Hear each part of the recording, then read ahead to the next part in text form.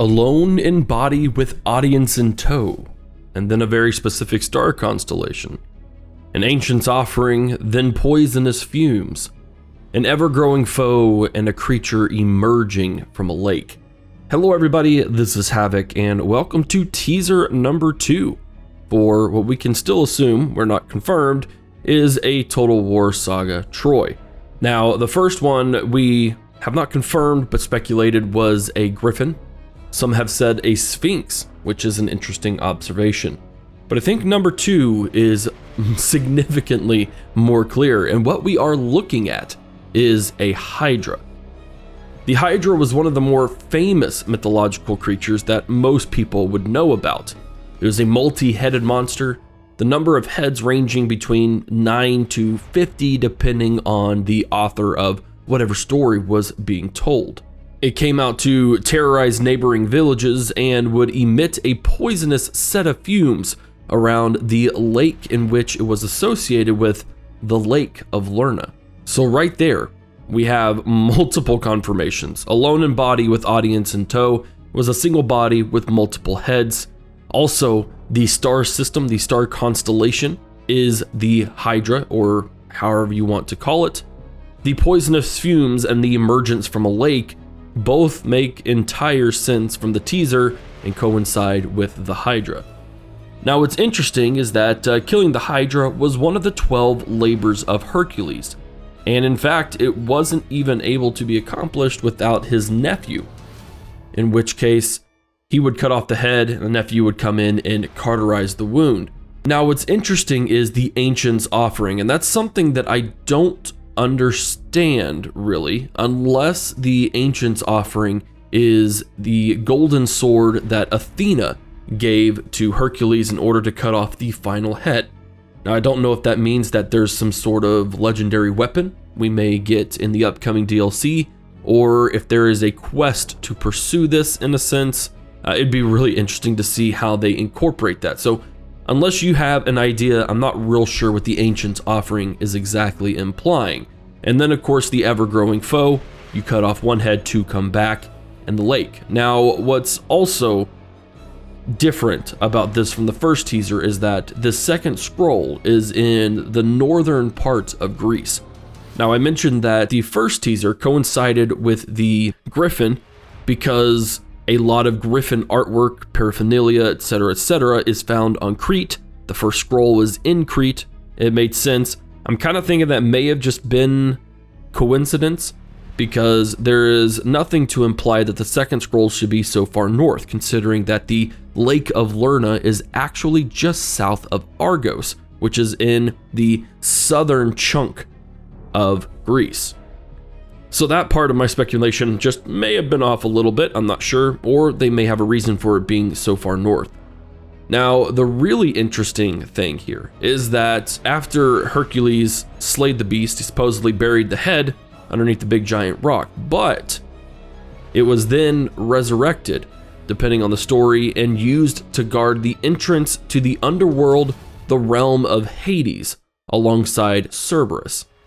So this is a really interesting little tidbit because, you know, the additional content that we've had so far with Saga Troy does place an emphasis on the gods and adding additional gods in the content therein.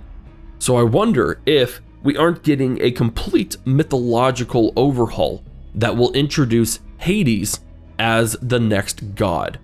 So it just kind of ties in together. You have kind of a trifecta here. You have a brand new god, which has a lot of heavy influence in the Greek world of Hades.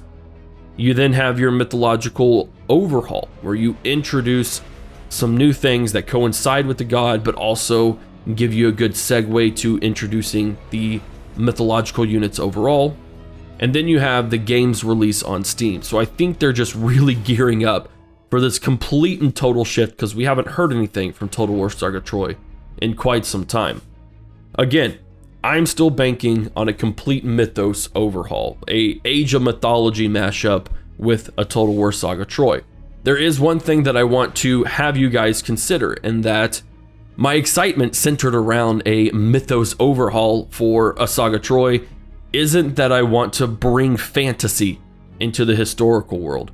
fantasy and mythology, in my opinion, are vastly different subjects. I don't want the super tanky heroes. I don't want the outrageous fantasy battles, as fun as they are. I don't want that in a historical setting. What I want is a historical setting that fully embraces the mythology side of it. Age of Mythology is a fantastic game, and I really believe did a superb job of bringing that quote-unquote historical feeling in with your mythology feeling. Age of Mythology does not feel fantasy to me. So I really hope that's the direction they go. I think it will really bring a sense of belonging and completeness to a Total War Saga Troy, and really push it in the direction where more people might play it, especially since it's going to come out on Steam. People had their issues with Epic, and you also have to think that considering Epic paid all the development costs and then paid them for every copy that was sold, of course that's not completely confirmed, that they do have a decent bit of cash to focus on this.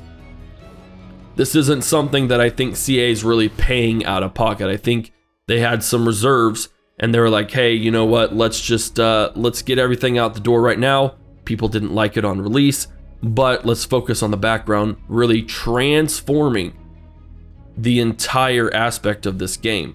Now, sagas aren't really meant to do things like this in a way. This is a lot of development that's being put into the game. Sagas are meant to be smaller titles, but I think that Creative Assembly has a real big issue with figuring what they want with saga titles. So I'm hopeful. I'm very hopeful that we will get a mythology overhaul for this. Now that, of course, that doesn't exclude a potential for a completely historically based title in the future.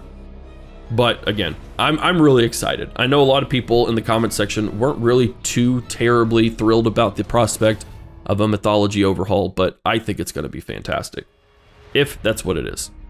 And that's all I got, guys. Thank you very much for watching. If you enjoyed the video, be sure to give it the old thumbs up, subscribe to the channel, and of course, turn bell notifications on. Let me know your thoughts in the comment section down below, and stay tuned because we know there's a third one, and based on the fact it comes out one day after the first one, you can bet the third is going to be tomorrow.